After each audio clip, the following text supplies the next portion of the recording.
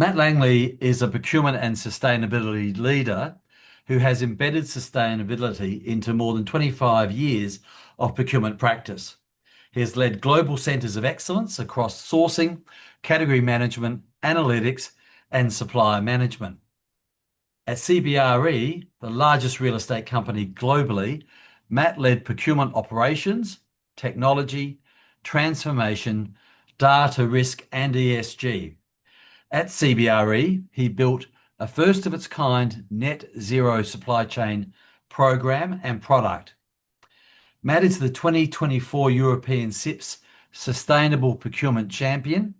He's a regular speaker and judge at CIPS events. He's also a former Sustainable Procurement Pledge Scope 3 co-chair and current Emerging Tech co-chair. He has advised Green Project Technology and EmitWise, a carbon accounting and supply chain decarbonising startup, and also the World Business Council for Sustainable Development. Matt is currently employed at Sunrise. Matt, it's a pleasure to have you here to join Thanks, this Paul. discussion and to help us all understand more about sustainable procurement in action and also circular economy. So thank you very much indeed. Great. So sustainable procurement is in my view, about its third or fourth wave. That it really started about 25 years ago when we started talking about corporate social responsibility. And then that sort of moved into corporate responsibility, ESG, and now we're really into the action part, which is really feeling quite positive. And so we're really moving from that measurement to that management, and you'll start seeing that come through. Most organizations now have set net zero targets, whether it's 2040, 2050, and at a country level, that's happened as well. And so the longer you wait to start this journey, the steeper the curve you're going to have to go through to meet those commitments. So there is this urgency to start engaging with your suppliers in that scope 3 area of emissions.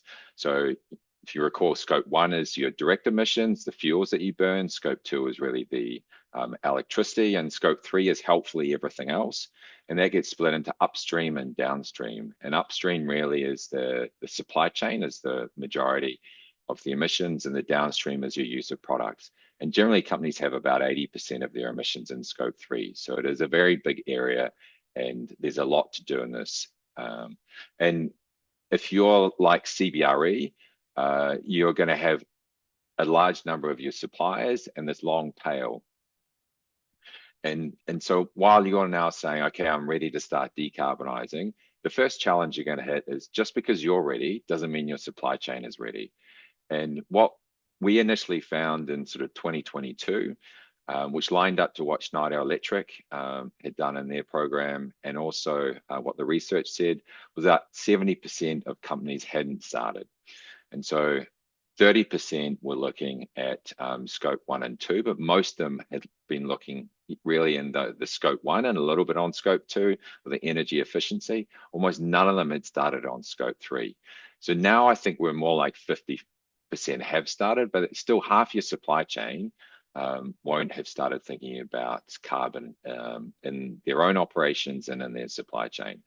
So that sort of leads to supplier engagement being a really important aspect that you need to build into your program. The second challenge you have, if you kind of take a step back and say, okay, well, I won't engage my suppliers yet, I'll go and use my spend data because I know how much I spend with my suppliers, and I can use industry average emission factors and then calculate what my emissions in my supply chain are. And that great first start, and that gives you an idea of where the hotspots in your supply chain are. But as you spend more using industry averages, your spend goes up, and you can have the wrong situations where you actually spend more money to reduce your carbon emissions, but your emissions go up because you spent more money on it. And so really, if you take just use the spend approach, the only way to reduce your emissions is to reduce the spend in your supply chain, which is obviously not what executives are going to want to do, because that'll impact business growth. So you kind of get hooked and you come out saying, okay, actually, I need that primary data, the actual emission data from your suppliers, and then you go back to problem statement number 1. So the third area that or challenge you'll run into is, if you're anything like a lot of the companies I talk to, and CBRE as well, the details you have on your suppliers come from your finance system, and that includes the contacts. So trying to talk to a supplier about your carbon emissions and sustainability when you go through to their accounts department is a real challenge. And so you may need to bring in some SRM or supplier relationship management solutions, or a way that you're engaging with your suppliers to be able to engage with the right people at those suppliers to be able to help you on this journey. The fourth challenge you find is that you have to educate everyone. You have to educate your clients, your customers, your internal teams, your suppliers, their suppliers, their suppliers. There's a huge amount of education that needs to come through. And the education isn't just about go and do this and ask for an ESG survey. It's about giving them the tools and the understanding of why you need this and how they can calculate it in an easy manner. And for example, working with the MITWise and then Green Project, we really found, and they're a partner to the CBRE, or MITWise was, that you've got to make it super easy for suppliers. And so in that aspect, they would just pull in whatever data the suppliers had published, and then they would look to, if they hadn't published any carbon emission data, the suppliers just needed to go and add in their spend data, and it would calculate for them. So really a positive tool, and it helped with some of the new product information. And then we kind of moved it really into the providing them information around decarbonizing initiatives through a database, and then renewable energy in the supply chain. So you really need to think through and help those suppliers significantly. And so what you end up finding is that you need to go wide, and then with that spend data, and then you prioritize your suppliers through the hotspots.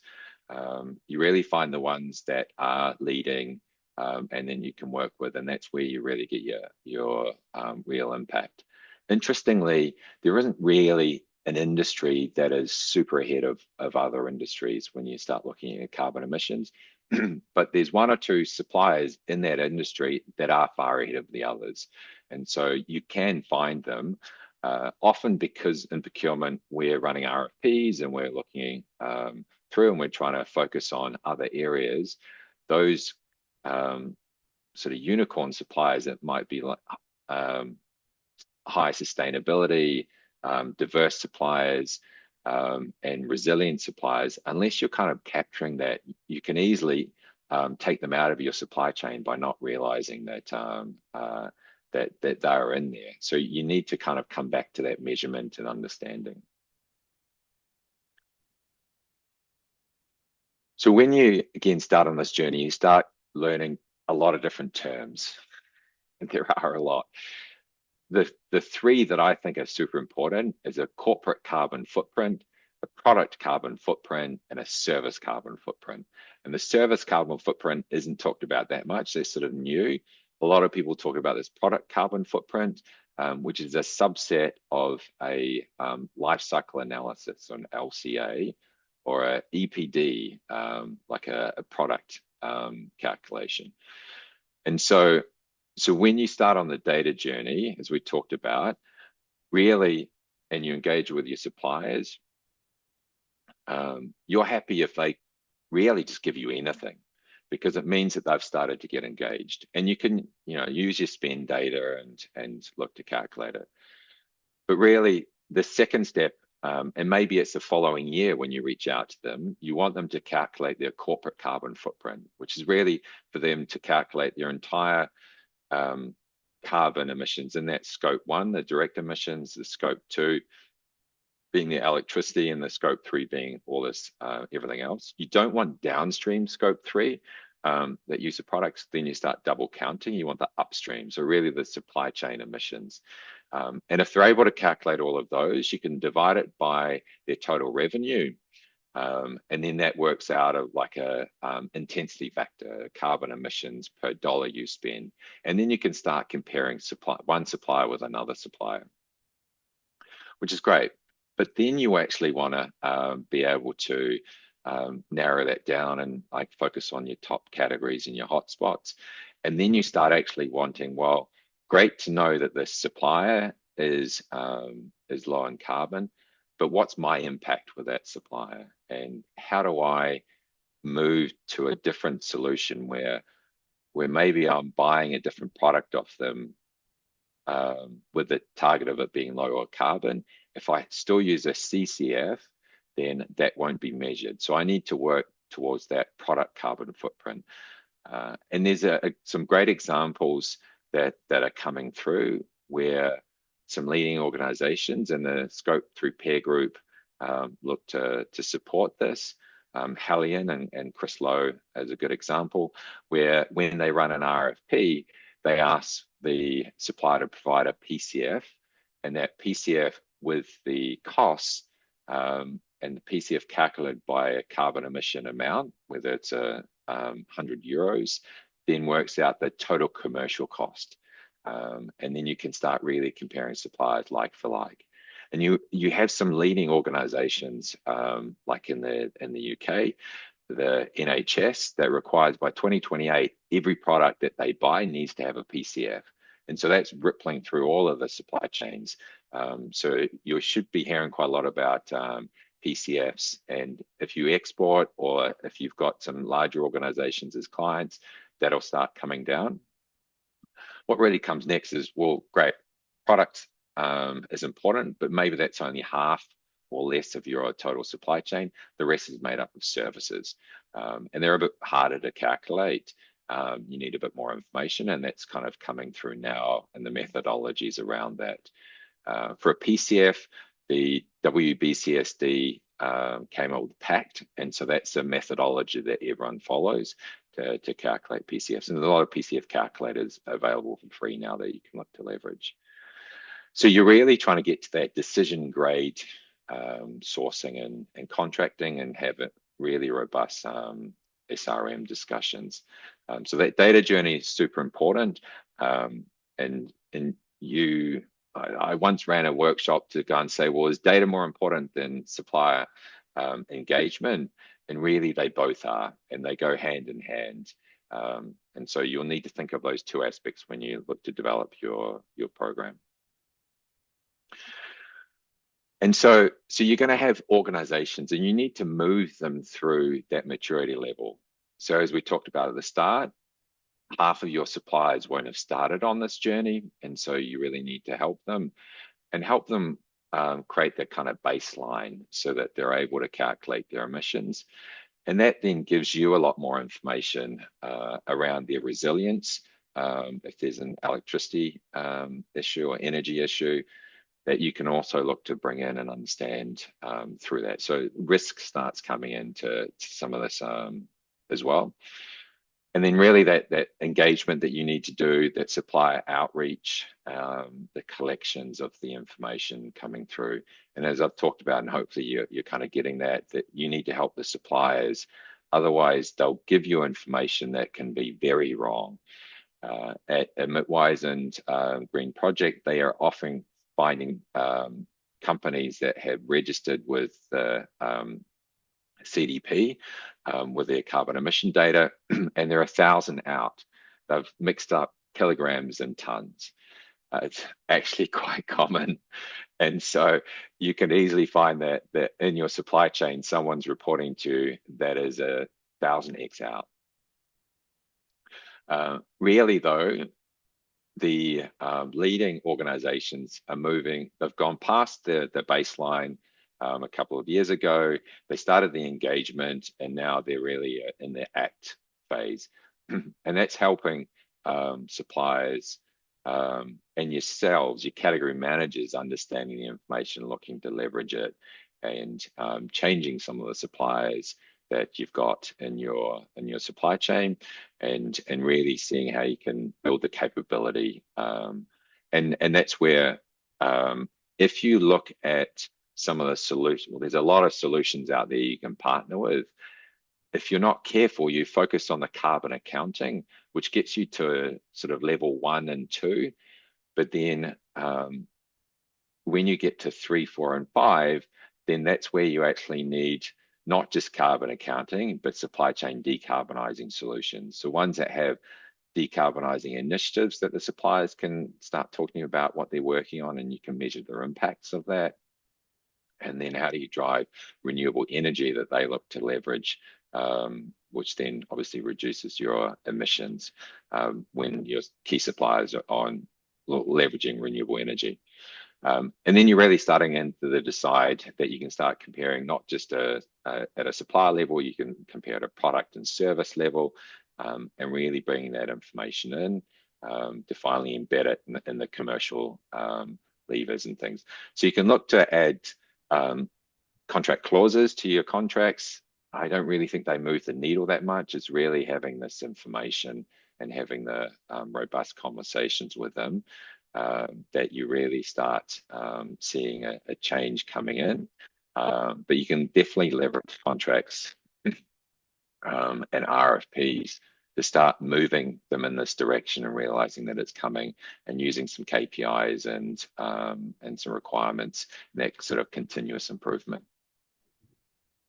That was a great overview, and the way you simply outlined the not only the stages of maturity, but the previous discussions in relation to the different classifications across the corporate, the product, and the service carbon footprint. I want to ask you a question actually about service carbon footprint in a moment, given that a lot of our students are working in human services organisations, and sometimes the ESG and sustainability discussion seems a bit removed for them because of that. But before we turn to that, when we think about from a supplier's perspective, and I know you spend a lot of time thinking about it from the supplier's perspective, and you mentioned about KPIs and contract clauses not necessarily being that helpful. In terms of the spirit, I guess the positive side, the spirit of participating in this movement constructively, sustainable supply chains, can this be a source of competitive advantage for suppliers? Are you starting to see organisations who are investing and who are fair dinkum actually producing and showing their credentials, particularly perhaps to government buyers or those organisations that are quite explicit about their commitment to sustainability? Yeah, look, it is an interesting area. So at CBRE, when I created the Net Zero Supply Chain program and product, I created a product where when a client of CBRE's that outsources their facilities management, they can also include this Net Zero Supply Chain product, and CBRE will provide them the transparency of CBRE's supply chain sitting in their supply chain. So you start getting from your client being at the first level, and then CBRE is tier 1, then CBRE's providing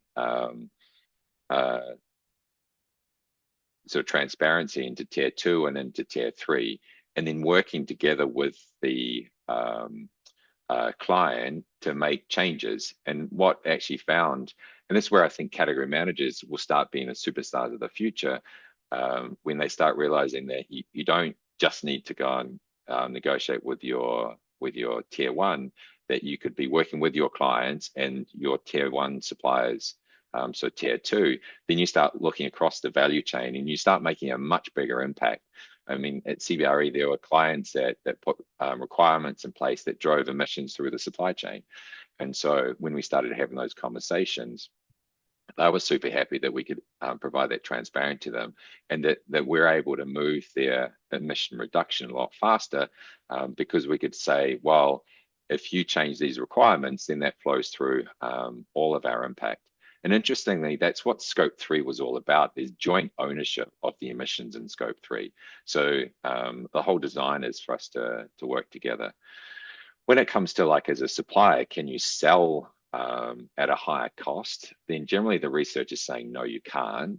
but you can sell more. So your revenue goes up, but your margin will stay the same.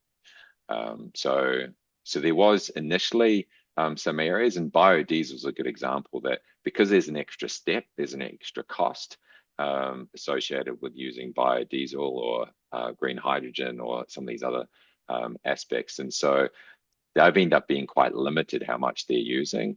But for CBRE and bookings.com and a bunch of others that I've discussed, they've seen that you're more willing, if you've got a choice between two suppliers at a similar price point, and maybe it can be slightly above, like less than 5%, then you'll end up choosing the one that's more sustainable.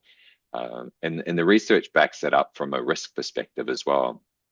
More sustainable suppliers have more processes, more procedures, better transparency and view on their business. And so they are a lower risk, more resilient supplier that you want in your supply chain. So there's a whole bunch of other kind of positive externalities or positive addition aspects when you look to start asking these questions and using that as part of your weighting to choose that supplier. Right. And as I alluded to earlier, a lot of our students in these University of Queensland and also CIPS qualifications are working for human services based organisations.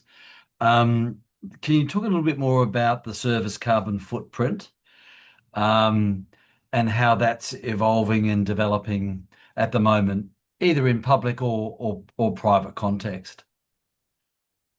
Yeah, so there isn't a pact common approach for product carbon footprints, for service carbon footprints, but Green Project is doing a reasonable amount with a scope through peer group as well to come up with novel and common ways to be able to calculate services. And look, CBRE was a service company providing facilities management. The supply chain was primarily services. And a lot of the emissions were in like the tier 3 or tier 4. But when you need to find a way that you break down effectively into a unit measure when you're talking about services.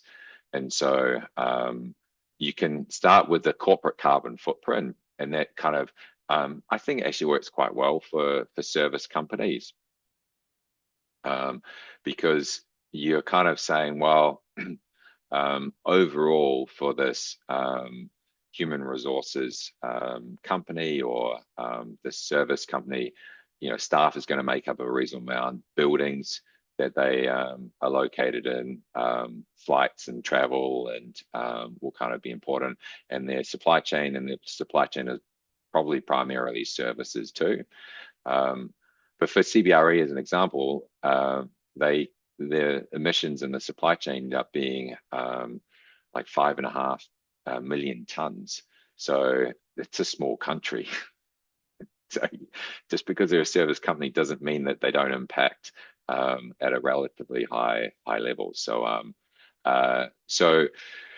yeah, I think you can. It's a bit easier for services because you can use this corporate carbon footprint. But as you come along, and an example that I use for CBRE is, they've used a couple of billion was spent with cleaning companies. And so say one of the CBRE clients wanted to reduce their emissions in cleaning, and they got the supplier to use electric vehicles just for their account, then we want to be able to calculate that as well, right? And so you then, once you get up to this level 3, 4, 5, then you're wanting to break it down to that unit of measure. And for legal, it could be the FTE, and they need to bring in the flight details, and they need to allocate a certain amount of the building emissions to that FTE. And so you can use different metrics to be able to do a like-for-like comparison. Excellent. And Matt, with a view to your Sustainable Procurement in Action book that you've published, and it being on recommended reading lists for our University of Queensland diplomas and advanced diplomas. Could you give our students a quick overview in terms of what's covered in your book and how that might be helpful for them as they dig a bit deeper into the area of sustainability in procurement? Yeah, so the book I wrote is really for the practitioner who wants to start this journey and is looking. I talk about having this Everest moment where I started calculating the emissions and then worked through what the hotspots were. And I talk about how the clouds parted, and in front of me was Everest, because for CBRE there was 7,500 suppliers that need to be engaged within 3 years to have any chance of halving our emissions by 2030. And so there's a lot of practical aspects in there. There's a lot of case studies. I leverage a lot from the Scope Through Peer Group and the Sustainable Procurement Pledge, and a lot of the leading practitioners to have a number of actions around what you can do from an environmental perspective, on the social side, looking at livable wages and some of the thinking around that, and also on the governance and building business cases and being able to move your organization internally. Yeah, there's a lot. It's a big book. Excellent. Well, Matt, thank you so much for your time. That's been a great discussion Thank you. as an introduction and an overview to sustainable procurement. And I'd encourage our students to have a look at your book on the topic as well. Thank you so much for your time, and look forward to speaking to you again. Perfect. Thanks, Paul. Thank you.